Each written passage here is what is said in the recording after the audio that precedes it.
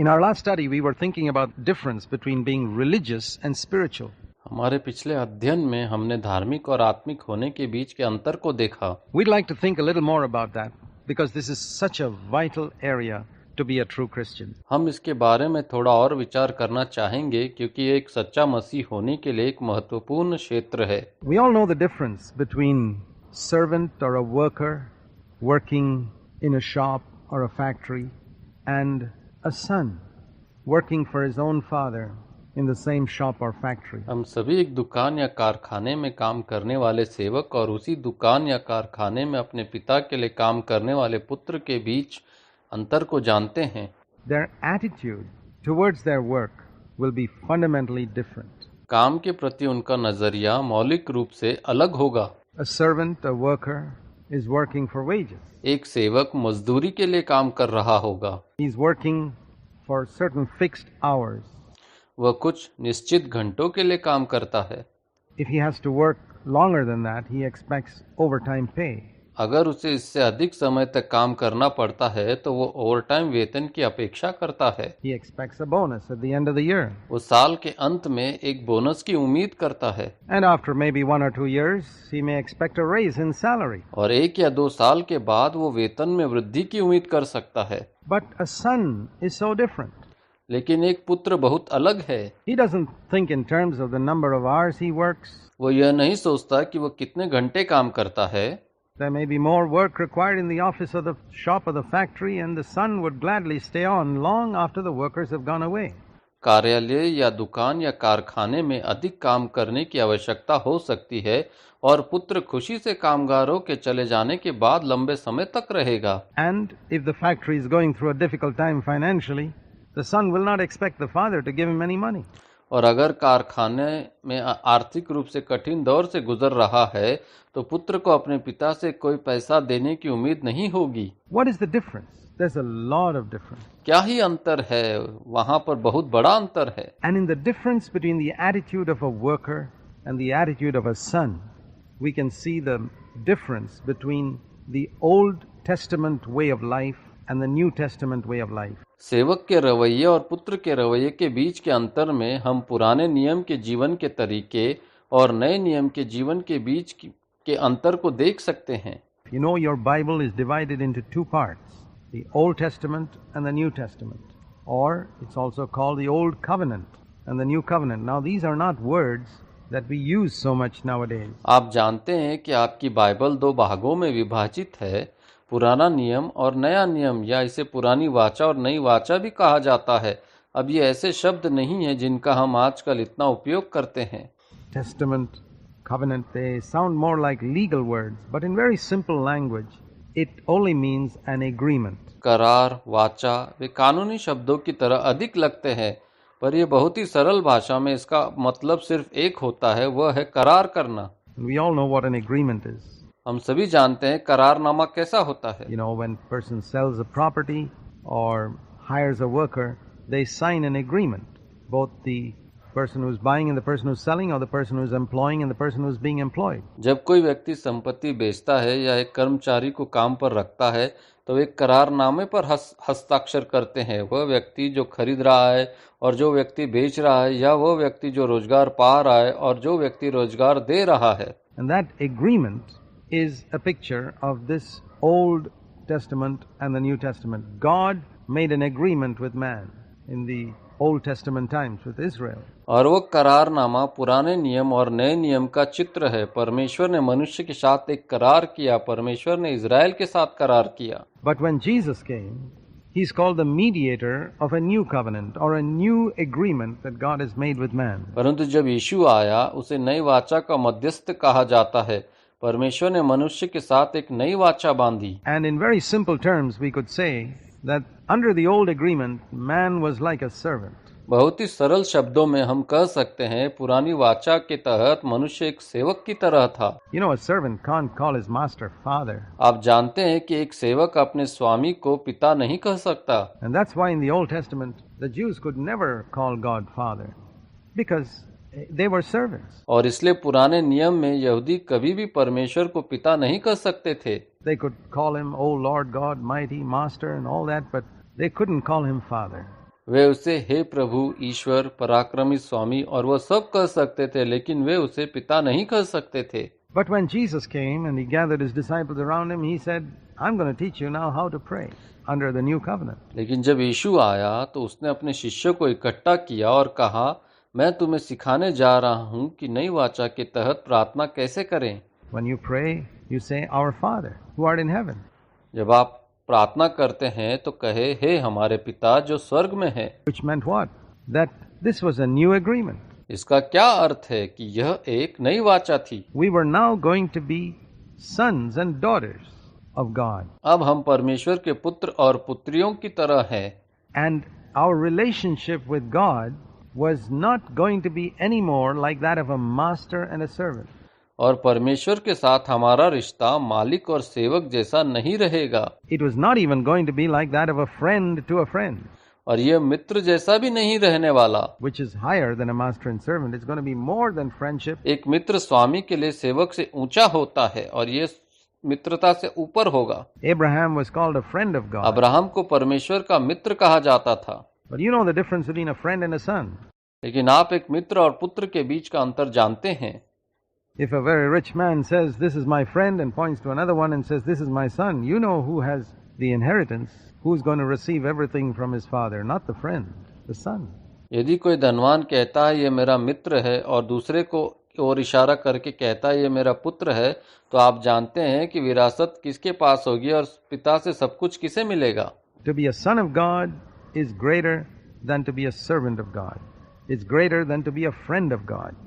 परमेश्वर का पुत्र होना परमेश्वर के सेवक होने से बड़ा है और यह परमेश्वर का मित्र होने से भी बड़ा है। Very often we use the expression that so and so is the Lord's servant, and subconsciously we think that that man is greater than the other person who is only a son of God. अब बहुत बार हम इस अभिव्यक्ति का उपयोग करते हैं कि हम प्रभु के सेवक हैं और अवचेतन रूप से हम सोचते हैं कि वह व्यक्ति दूसरे व्यक्ति से बड़ा है जो केवल परमेश्वर का पुत्र है। But is that really true? लेकिन क्या यह वास्तव में सच है? If you were to come to my house and I introduced two people to you and I said, this is my servant and this is my son, who would you think is more important in my house? यदि आप मेरे घर आते हैं और मैं आपको दो लोगों से मिलवाता और कहता यह मेरा सेवक है और यह मेरा पुत्र है, तो आप मेरे घर में किसे अधिक महत्वपूर्ण जानेंगे? Is it greater to be a servant of the Lord than to be a son of God? क्या परमेश्वर का सेवक होना परमेश्वर का पुत्र होने से बड़ा है? These are all wrong concepts that we've got in our mind which are not from Scripture. ये सभी गलत अवधारणाएं हैं जो हमारे दिमाग में है, जो पवित्र शास्त्र से नहीं है। Of course, a son of God should also be a servant if he's a responsible son. बेशक परमेश्वर का पुत्र भी एक सेवक होना चाहिए अगर वह एक जिम्मेदार पुत्र है तो। But we need to recognize that Jesus came to deliver us from being merely slaves and wants us to become sons. हमें यह पहचानने की आवश्यकता है कि यीशु हमें दास बनने से छुड़ाने के लिए आए थे और चाहते हैं कि हम पुत्र बने। And there we see the difference between being religious and being spiritual. वहाँ हम धार्मिक होने और आत्मिक होने में अंतर को देखते हैं। A religious person behaves exactly like a servant. एक धार्मिक व्यक्ति बिल्कुल सेवक की तरह व्यवहार करता है। A spiritual person will behave like a son. एक आत्मिक व्यक्ति पुत्र की तरह व्यवहार करेगा। Let's put it in two different words. आइए इसे दो अलग अलग शब्दों में कहें। A servant would think in terms of the minimum that he has to do in order to fulfill his duties.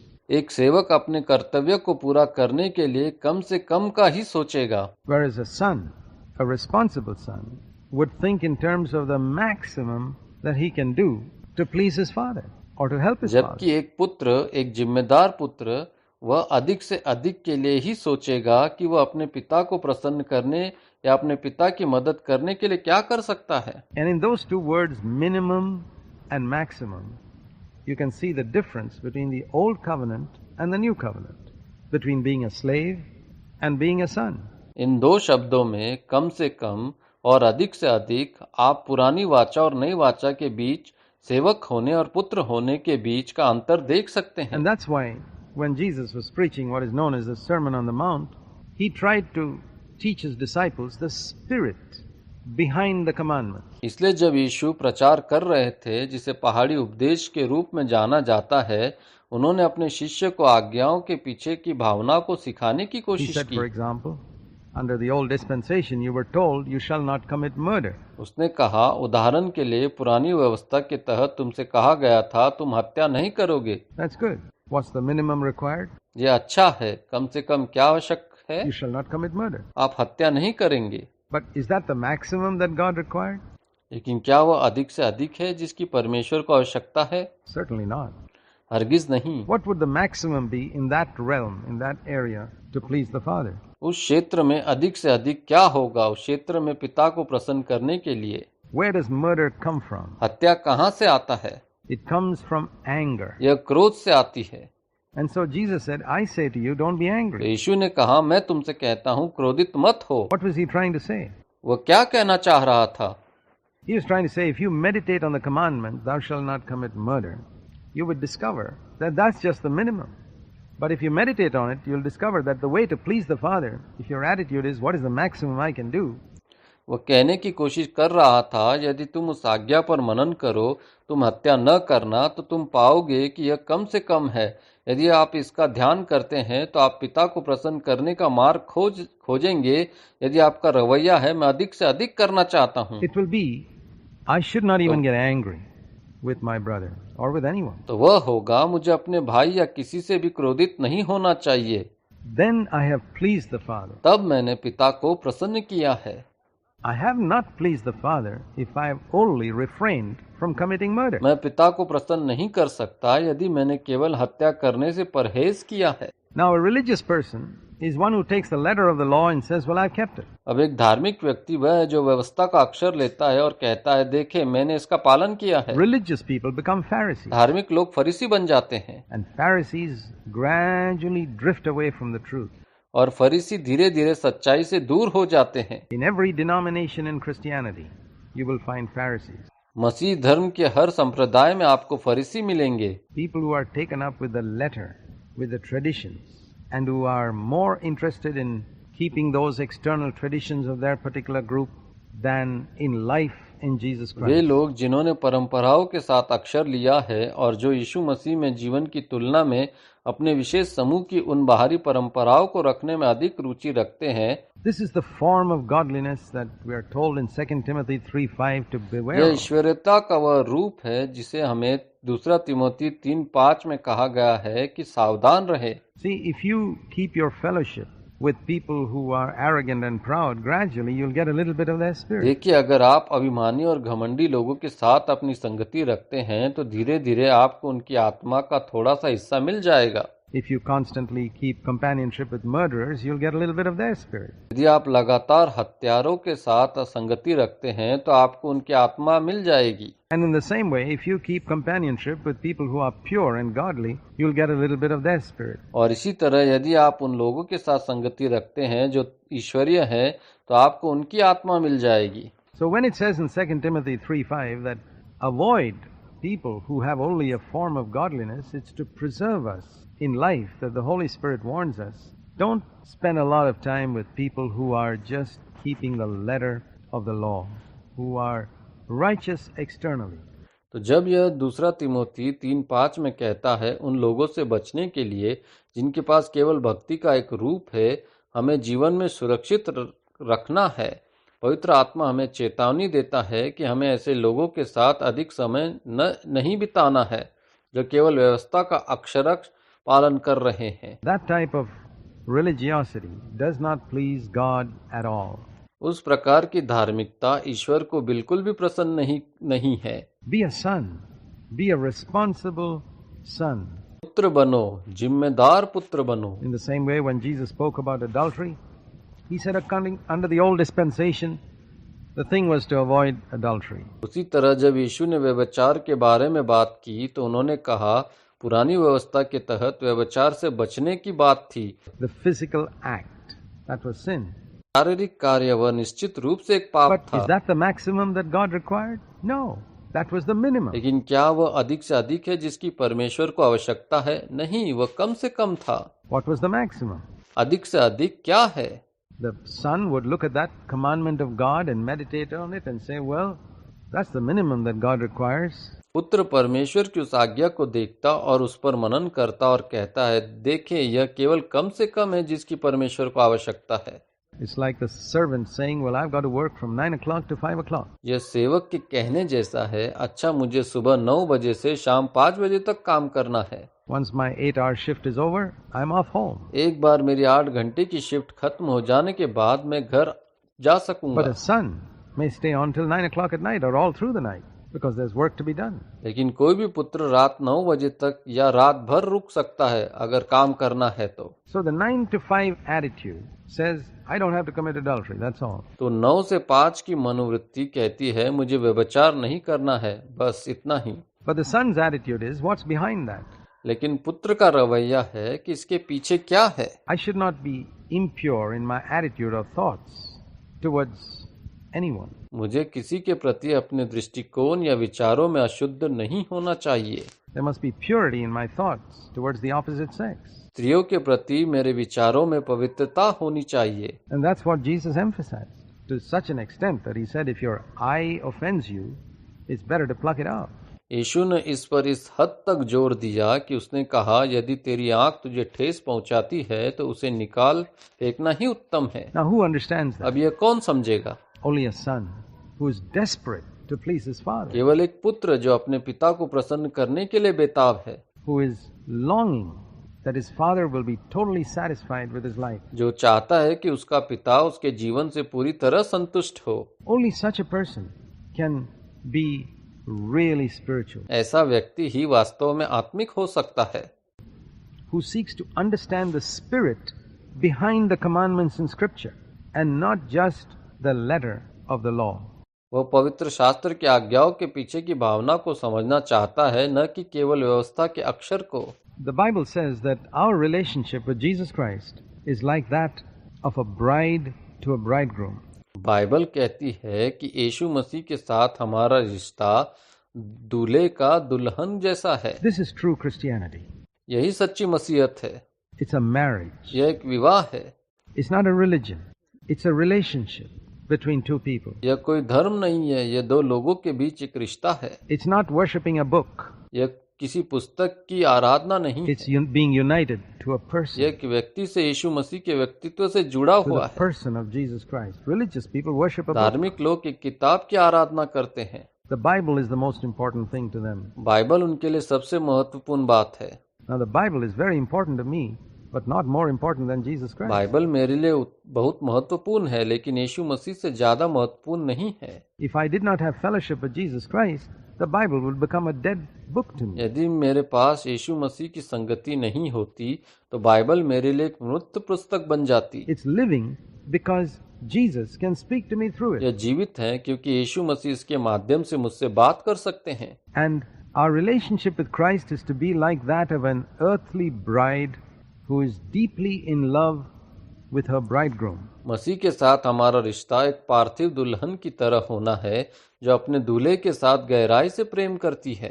The Bible speaks of our relationship with Christ like that, and that one day Christ will come back and we'll be married to him. Bible इस तरह मसीह के साथ हमारे संबंधों के बारे में बात करती है और कहती है, फिर मसीह एक दिन आएगा और हमारा उससे विवाह होगा। It's the exact picture of a bride who's engaged, waiting for her wedding day, and eager to correspond with her bridegroom, to telephone her bridegroom, to listen to her bridegroom, and wanting to spend time with him until the day of the यह marriage. एक दुल्हन की सटीक तस्वीर है जो सगाई कर रही है, अपने विवाह के दिन की प्रतीक्षा कर रही है, अपने दूल्हे को फोन करने और अपने दूल्हे को सुनने के लिए उत्सुक है और विवाह के दिन तक उसके साथ समय बिताना चाहती है। And during that time, how does she live? उस दौरान वो कैसी रहती है? She's only interested in her bridegroom's opinion. उससे केवल अपने दूल्हे की राय में दिलचस्पी है। She's not bothered what anybody else in the world thinks about her. उसे इस बात से कोई फर्क नहीं पड़ता कि संसार में कोई और उसके बारे में क्या सोचता She है। wants to please her bridegroom and she doesn't do the वो अपने minimum. दूल्हे को प्रसन्न करना चाहती है और वो कम से कम नहीं करती है। You see a bride and a bridegroom, an engaged couple that are deeply in love with each other, when they get an opportunity to spend time with each other, do they think of the minimum time required? एक वयस्क जोड़े के बारे में सोचिए जो एक दूसरे के साथ गहराई से प्रेम करते हैं। जब उन्हें एक दूसरे के साथ समय बिताने का मौका मिलता है तो क्या वे कम से कम आवश्यक समय के बारे में सोचते हैं? Do they look at the watch and say, okay, we've spent 10 minutes, that's enough? No. क्या वे घड़ी की ओर देखते और कहते हैं ठीक है हमने 10 मिनट बिताए और यह काफी है? नहीं, They feel even 5 hours is not उन्हें enough. लगता है कि 5 घंटे भी काफी नहीं है। When they write letters to each other, and an engaged couple that are deeply in love with each other, how long are those letters going to be? जब एक दूसरे को पत्र लिखते हैं, ऐसे जोड़े जिनकी सगाई हो चुकी है, तो आप सोचिए एक दूसरे के साथ गहराई से प्रेम करने वाले का पत्र कितना लंबा होगा? Half a page? Do they say, well, that's enough, I just told you I'm okay and hope you're okay? No. क्या आधा पन्ना? वो कहेगी मैं ठीक हूँ और क्या तुम ठीक हो? नहीं। They may write 25 pages, and next day they may write 25 pages again. वे 25 पृष्ठ लिख सकते हैं और अगले दिन फिर 25 पृष्ठ लिख सकते हैं। This is due to यह love. प्रेम के कारण है। True spirituality is the result of a loving relationship with Christ. सच्ची आत्मिकता मसीह के साथ प्रेम पूर्ण संबंध का परिणाम है। Religiosity, on the other hand, is a merely formal relationship with Christ, like a servant to a master. दूसरी ओर धर्मी होना मसीह के साथ केवल एक औपचारिक संबंध है, जैसे कि एक स्वामी का सेवक से। Let's seek to be spiritual. आइए हम आत्मिक होने का प्रयास करें।